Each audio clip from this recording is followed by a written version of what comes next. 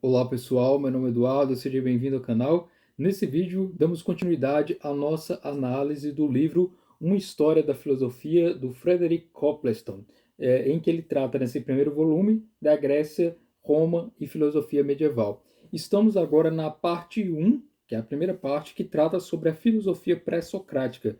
O Sócrates ele é considerado como um grande filósofo, como um marco da história da filosofia. Então, por isso, nós temos a história antes do Sócrates, por isso, filósofos pré-socráticos, e posterior ao Sócrates. E nesse primeiro capítulo, nós trataremos sobre a origem dos primeiros pensadores da filosofia. Então, por isso, o título do capítulo 1 é O Berço do Pensamento Ocidental Jônia. Então, aqui ele vai tratar sobre a origem dos pensamentos iniciais que deram origem à filosofia grega e que, portanto, temos aí a origem nessa região, na Jônia. A Jônia ela fica atualmente na região da Turquia, especialmente a leste, depois do mar da Grécia. Então é interessante dizer isso, que a filosofia ela não iniciou propriamente na Grécia, porque os primeiros filósofos gregos eles estavam então ocupados com os seus próprios pensamentos quanto ao mundo, quanto à própria existência, mas na Grécia, em geral, existia um problema quanto a invasões dos povos dórios, né? A Dória era uma região também que estava invadindo a região da Grécia, ali por volta do século XI a.C. Então, por isso que os gregos estavam ocupados ali com questões de batalhas, de sobrevivência, enquanto que na região da Jônia havia uma certa estabilidade possível para se estabelecer aqui os primeiros pensadores. É importante dizer também que na própria Jônia é que nós temos Homero com seus escritos, né? A região da Jônia, embora hoje seja na Turquia, era parte da Grécia, pode-se dizer assim, naquela época, né? Tinha um intenso contato com os gregos, então por isso que existia essa relação de origem similar a eles. E é por isso que nós temos então Homero, que era um jônico e que, mesmo não havendo uma filosofia própria na obra do Homero, ele tem sua importância histórica, cultural para aquele momento, né? Por que eu digo que não há filosofia em Homero, né? Existe um conjunto de informações na obra do Homero que são relevantes para a cultura, para o entendimento da civilização naquele momento, mas não há um conjunto sistematizado de ideias que é próprio da filosofia, né? Então, da obra do Homero, nós podemos, então, retirar questões relevantes para entender a cultura, para entender a própria época, mas não propriamente uma filosofia.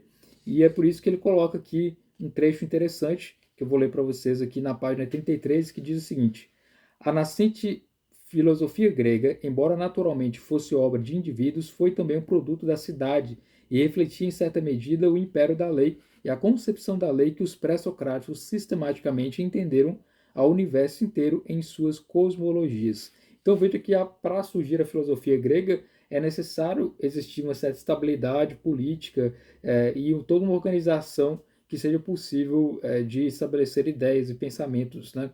Sem uma sociedade pacífica, sem uma sociedade organizada plenamente, não é possível ter bons pensadores que se ocupem e que tenham o tempo necessário para fazer suas reflexões. E a vida social então ela assegurou essa possibilidade de uma reflexão racional, né, da melhor forma possível e própria dos gregos, né? A filosofia grega, então, ela vem de um período que pode-se dizer assim, que é o produto final da grandeza da Jônia, né? Da grandeza jônica, e início, então, da cultura helênica. Então, veja que enquanto que a filosofia surgiu com os pensadores jônicos, ela se estabeleceu e formulou então uma nova filosofia que seria a filosofia grega, passando adiante esse pensamento, as ideias a serem discutidas, né? Então a filosofia grega inicial é o último produto da civilização jônica.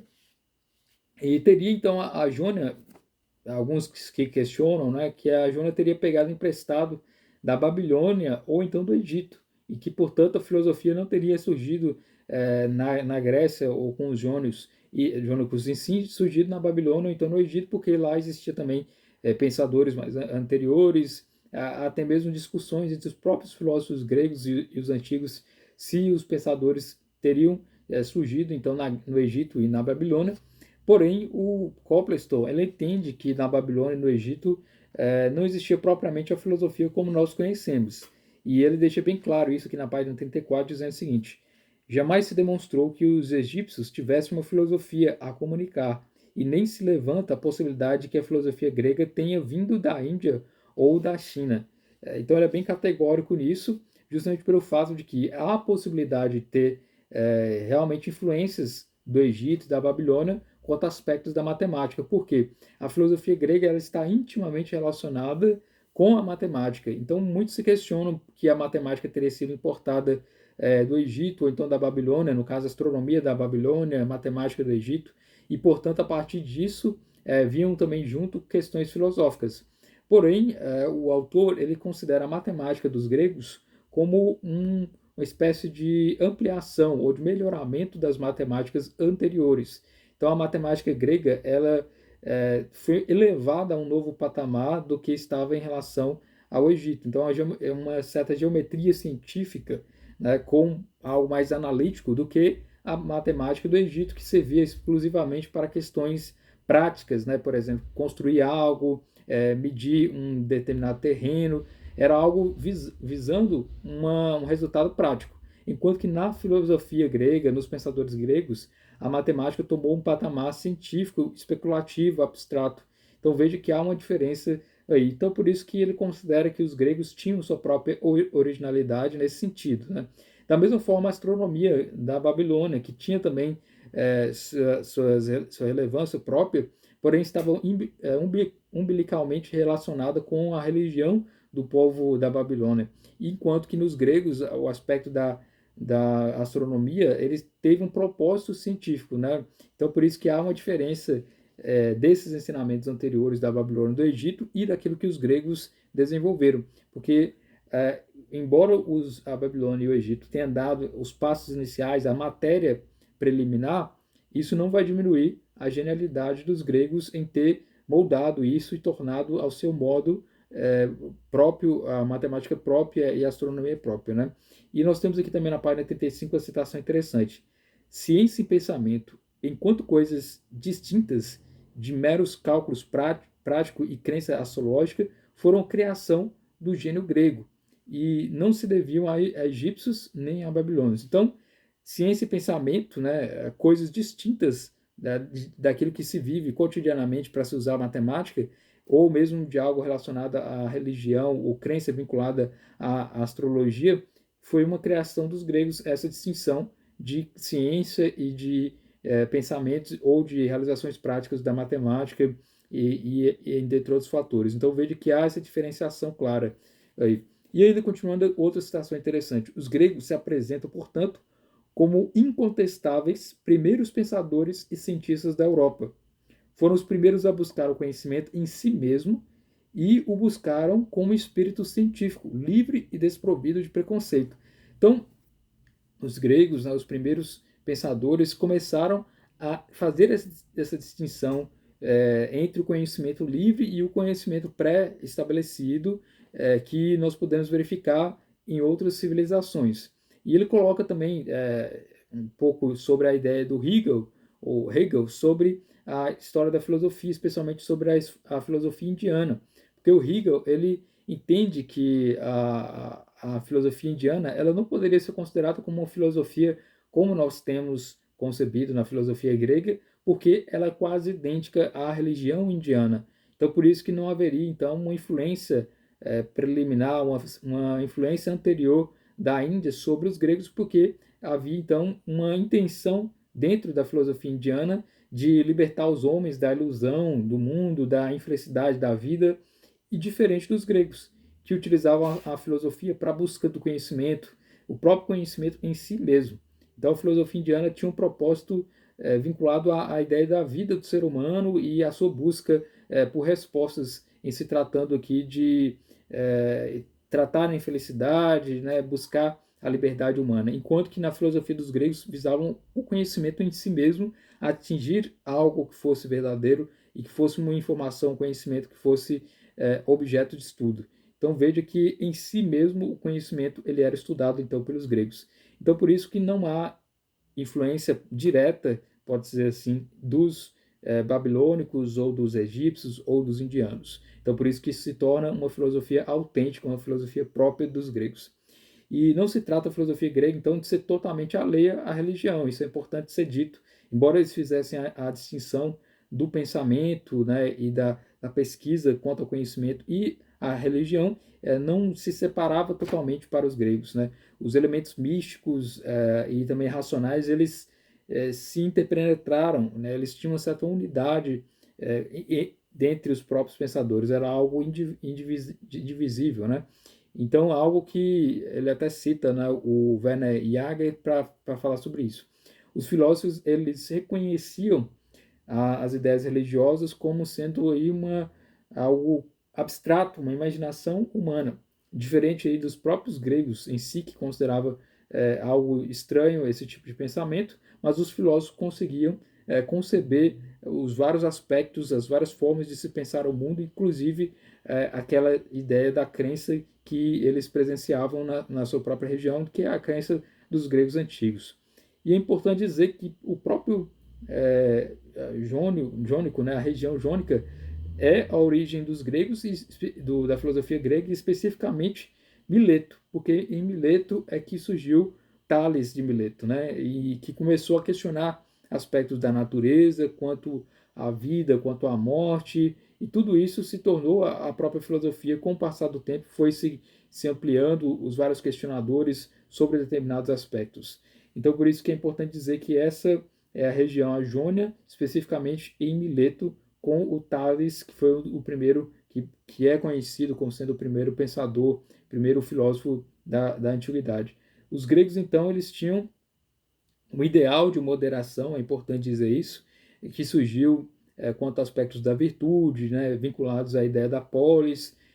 Toda essa organização grega possibilitou, então, a aqueles pensadores começaram a estabelecer suas primeiras regras quanto ao próprio mundo, né? Porque em um mundo regrado, um mundo com leis para os humanos, também deveria existir um mundo com leis ditadas em relação à natureza. Então, os próprios filósofos começaram a se questionar sobre as leis existentes na natureza. E isso começou justamente com os textos, com as ideias do Tales de Mileto, né?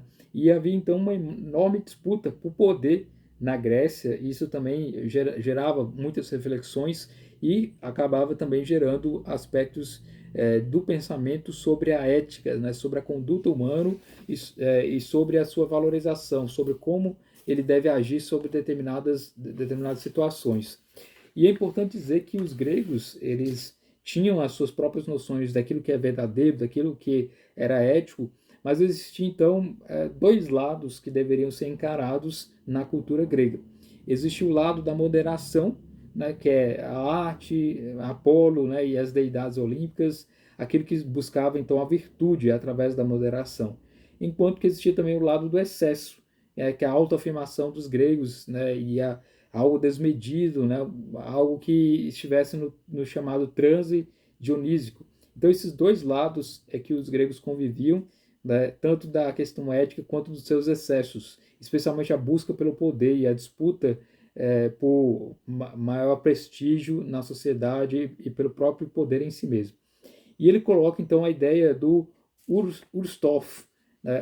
A ideia do Urstoff é a matéria-prima, porque os primeiros pensadores começaram a se questionar sobre essa aplicação da lei em relação à natureza e começavam a pensar sobre os vários trânsitos, momentos de diferenciação, a vida, a morte, a luz, a escuridão, e existia, evidentemente, uma noção de mudança com o passar do tempo das coisas. Então começaram esses pensadores a retroceder, a pensar que deveria existir, se nós voltarmos ao passar do tempo em relação à construção da matéria em si, nós teríamos então a Urstoff, que é a matéria primeira. Então, o elemento fundamental que daria origem a todos os outros elementos. Então, essa unidade de um pensamento, pode-se dizer assim, quanto a aquilo que iria formar tudo, né, a matéria primeira. E aqui começam então os primeiros pensamentos dos filósofos. Né? Alguns entendiam que a água era essa matéria primeira, outros entendiam que seria a terra, seria essa matéria primeira, o Stoff. e começam então os primeiros pensamentos filosóficos sobre a origem, a matéria primordial, a matéria fundamental. Alguns poderiam dizer que esses jônicos eles poderiam ser considerados como cientistas primitivos, porque eles estavam lidando diretamente com a ideia de matéria e a origem fundamental disso, né? Porém, eles devem ser encarados como filósofos porque eles lidavam com esses conceitos de forma especulativa, usando a razão especulativa e não propriamente métodos experimentais. Então, por isso que não é, pode-se dizer assim, uma ciência no sentido moderno, e sim algo especulativo, racional, muito mais filosófico do que propriamente científico, embora fosse ali também os primórdios do que nós entendemos como ciência, a ser colocado depois com aspectos experimentais, né?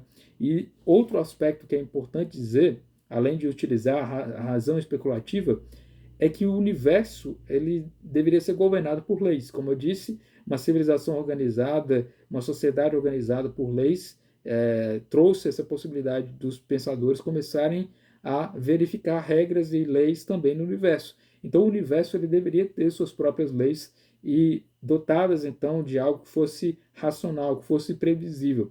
Então, formou então essa base, né, que daria a cosmologia científica, né, oposta à própria mitologia fantasiosa, porque na mitologia, nos pensamentos que existiam na época, não existia uma certa constância do universo, né? Um Deus poderia vir e determinado momento ele criaria algo do nada, né? Ferindo uma possível regra, uma lei que seria universal de que as coisas não iriam surgir do nada. Então veja que os pensadores começaram a conceber essas ideias de que o universo deveria ter leis próprias que seriam invioladas. Além disso, os jônios eles acreditavam também no conhecimento único. O conhecimento ele não era dividido, né, como nós temos hoje, né, em ciência, filosofia, arte, etc. Para os jônicos, o conhecimento era único, né, e não havia uma diferenciação para aquela pesquisa feita observando o mundo material e aquela pesquisa feita a partir de observações e conclusões racionais.